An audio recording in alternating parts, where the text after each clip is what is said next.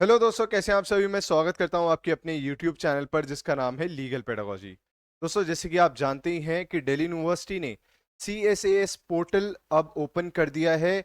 अगर आप वहां पे पोस्ट ग्रेजुएट प्रोग्राम में एडमिशन चाहते हैं तो वहां पे रजिस्टर करना आपके लिए कंपलसरी है। तो इस वीडियो में मैं आपको स्टेप बाय स्टेप बताने वाला हूं कि आपको कैसे उसमें रजिस्टर करना है। उसके बाद आपको कोई भी कंफ्यूजन या डाउट मन में नहीं रहेगा। तो सबसे पहले तो आप ये लिस्ट ऑफ डॉक्यूमेंट्स अपने पास तैयार कर लें, उनको एज जेपीजी फॉर्मेट, जेपीजी या जेपीईजी फॉर्मेट में सेव कर लें। और उनका जो साइज रहना चाहिए डॉक्यूमेंट्स का, वो 10 केबी से लेके 500 केबी के बीच में होना चाहिए। और इसमें आपको क्या क्या चाहिए, एक तो आपकी पासपोर्ट साइज फोटो की फोटो आप सेव कर लें डेस्कटॉप में। सिग्नेचर्स एक कागज पे करके उसकी फोटो सेव कर लें। उसके बाद CUET PG में जो आपका स्कोर कार्ड है, जो आपका रिजल्ट है, उसकी फोटो सेव रखें। अगर आप OBC कैटेगरी में अप्लाई कर रहे हैं, OBC NCL कैटेगरी सर्टिफिकेट आपके पास तैयार रहना चाहिए। डेट ऑफ बर्थ सर्टिफिकेट आपके पास तैयार रहना चाहिए, मतलब क्लास 10th की जो मार्कशीट होती है उसमें डेट ऑफ बर्थ होता है, तो वो भी आपके पास सेव रहनी चाहिए। माइग्रेशन सर्टिफिकेट, अगर आप दिल्ली यूनिवर्सिटी से किसी और यूनिवर्सिटी से माइग्रेट करें दिल्ली यूनिवर्सिटी में, तो आपको माइग्रेशन सर्टिफिकेट चाहिए। अदरवाइज अगर आप DU में ही आपने ग्रेजुएशन किया था तब आपको माइग्रेशन सर्टिफिकेट नहीं चाहिए होगा। और आखिरी में आपको एक और बात याद रखनी है कि ये तो मैंने OBC सर्टिफिकेट आपको बोला, अगर आप किसी और कैटेगरी में अप्लाई कर रहे हैं, SC ST EWS, तो उसका सर्टिफिकेट भी आपके पास तैयार होना चाहिए। वो आपको आखिरी में जाके अपलोड करना पड़ेगा। तो सबसे पहले आपको क्या करना है, आपको इस वेबसाइट पे जाना है जिसका नाम है admission.uod.ac.in। admission.uod.ac.in इस वेबसाइट पे आपको जाना है। यहाँ पे फिर आपको एक ऑप्शन दिख रहा होगा रजिस्टर करने का, रजिस्टर पोस्ट ग्रेजुएट CSAS। यहाँ पे जाके आप जैसे ही क्लिक करेंगे तो उसके बाद ऐसा एक पेज आपके पास ओपन हो जाएगा। आप पहली बार अगर रजिस्टर कर रहे हैं तो आपको न्यू रजिस्ट्रेशन में जाना होगा। अगर पहले से आप रजिस्टर कर चुके हैं तो आपको लॉगिन के ऑप्शन में जाना होगा। जब आप न्यू रजिस्ट्रेशन में जाएंगे तो अगला पेज जो खुल के आएगा आपके सामने, वो कुछ ऐसा खुल के आएगा जहां पे आपको अपना CUET एप्लीकेशन नंबर डालना है, अपना नाम डालना है, अपनी डेट ऑफ बर्थ डालनी है, अपना करेक्ट ईमेल एड्रेस डालना है, अपना मोबाइल नंबर डालना होगा।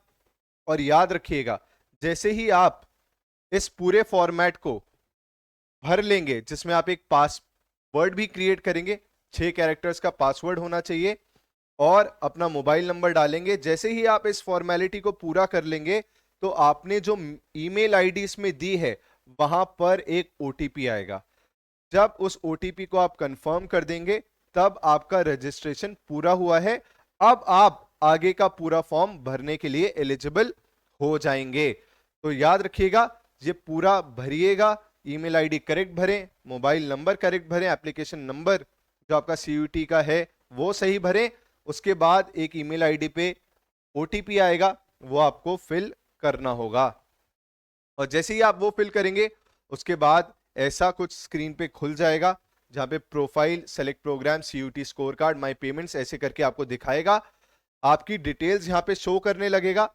अब आपको क्या करना है, आपको इस प्रोफाइल वाले बटन पे क्लिक करना है। प्रोफाइल वाले बटन पे जैसे ही आप क्लिक करेंगे तो ऐसा कुछ खुल के आ जाएगा आपके सामने जहां पे आपका नाम भरा हुआ होगा, उसमें ऑलरेडी डेट ऑफ बर्थ भरा हुआ होगा। उसके अलावा जो कॉलम्स यहाँ पे आपको भरे हुए नहीं दिख रहे हैं, आपको उनको भरना है। ठीक है, alternative email ID, alternative mobile number, blood group, क्या आप भारत के सिटीजन हैं वो सब, आपका रिलीजन क्या है, स्टेट डोमिसाइल क्या है, आपकी मदर टंग क्या है, और एक ऑप्शन आएगा कि क्या आप दिल्ली यूनिवर्सिटी के स्टूडेंट रहे हैं। अगर आप ग्रेजुएट हुए हैं दिल्ली यूनिवर्सिटी से ही तो आपको यहाँ पे यस लिखना है। अगर आप नहीं हुए हैं तो आपको नो लिखना है।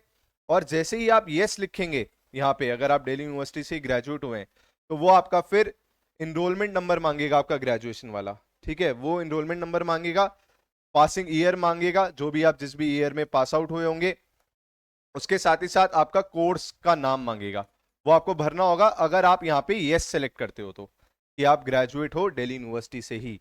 ठीक है, उसके बाद मदर का नाम, फादर का नाम, मदर का मोबाइल नंबर, फादर का mobile number, occupation, emergency mobile number, ये सारा ही भरना जरूरी है। ये सभी आपको कॉलम्स भरने होंगे। अपना एड्रेस, स्टेट, कंट्री, शहर, ये सब आपको डालना होगा। और फिर बाद में आप यहां पे क्लिक कर दीजिएगा अगर आपका जो कॉरेस्पॉन्डेंस एड्रेस आप डाल रहे हो वो परमानेंट एड्रेस ही है, ठीक है। उसके बाद अकाउंट डिटेल्स डालनी होंगी, जिससे कि बाद में जाके अगर कोई रिफंड आप क्लेम करते हो यूनिवर्सिटी के द्वारा तो वो इसी अकाउंट में आएगा। तो बहुत इंपॉर्टेंट है कि करेक्ट अकाउंट डिटेल्स डालें, IFSC code, account number, name of the bank, account holder का नाम, ये सब करेक्टली आपको डालना है। उसके बाद एक ऑप्शन आएगा कि क्या आप स्पोर्ट्स कोटा में अप्लाई करें। स्पोर्ट्स कोटा, अगर आपने नेशनल, स्टेट या कुछ भी ऐसा खेला है तो आपको एक अलग से रिजर्वेशन मिलता है। तो अगर आप स्पोर्ट्स कोटा में भर रहे हैं तो आपको ये ऑप्शन भरना है। कहां पे जाके? अपडेट डिटेल्स में जाके। अगर आप स्पोर्ट्स कोटा में अप्लाई कर रहे हो तो अपडेट डिटेल्स में जाना है। अगर आप स्पोर्ट्स कोटा में अप्लाई नहीं कर रहे हो तो आपको सीधा प्रोसीड टू नेक्स्ट में क्लिक कर देना है। उसके बाद अगला पेज खुलेगा जिसमें वो आपसे ABCID मांगेगा, एकेडमिक बैंक ऑफ क्रेडिट्स। ये गवर्नमेंट ऑफ इंडिया ने निकाला था कि अब से डिजिटल लॉकर जो है, डिजी लॉकर जिसको कहते हैं, उससे कोलैबोरेट करके कि जो भी आपकी डिग्रीज इशू हुआ करेंगी वो इस पे अपलोड कर दी जाएंगी यूनिवर्सिटी के द्वारा। तो अगर आपके पास ABCID नहीं है तो चिंता की कोई बात नहीं है। यहाँ पे आपको क्लिक करना है, वो आपको खुद गाइड कर देगा कि ABCID आपको कैसे क्रिएट करनी है, बहुत आसानी से क्रिएट हो जाएगी। अगर आपका ग्रेजुएशन के बाद कोई गैप ईयर है, ग्रेजुएशन के बाद कोई गैप ईयर है तो आपको यहाँ पे यस मार्क करना है, अगर नहीं है तो नो। भारतीय पासपोर्ट अगर आपके पास है तो यस करना है और नहीं है तो नो करना है। उसके बाद आखिरी ऑप्शन आएगा डॉक्यूमेंट्स अपलोड करने का। जो जो मैंने डॉक्यूमेंट्स आपको वीडियो की शुरुआत में बताए थे वो आपको इसमें अपलोड करने होंगे। इसके अलावा अगर आपके कोई मन में डाउट्स रहते हैं तो कमेंट सेक्शन में बताइएगा, मैं आपकी मदद करूंगा।